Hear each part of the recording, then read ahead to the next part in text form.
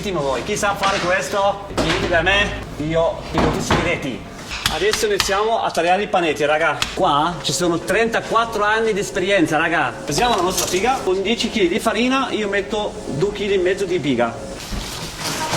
Piga, carbone vegetale, è fatto di verdure fatte in casa. Come vedete, 30 secondi, piga carbone a secco. Perché dalla volta la farina arriva dal magazzino, ha sempre 10 sacchi sopra, quindi schiacciata. Per essere bella liscia, mettiamo nella impastatrice per 30 secondi.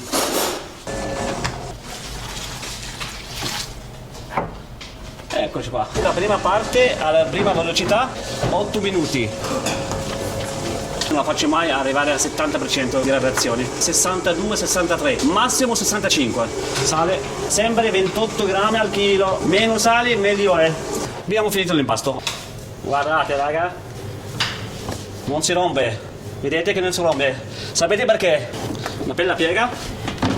Perché si fa la piega? Perché l'impasto dopo 16 minuti nell'impastatrice è molto stressato. Quindi prendi l'impasto, metti nella vaschetta con l'olio, li giri, fa una bella piega, lo lascia per 5 minuti così si riposa, riesci a fare bene un bel panetto.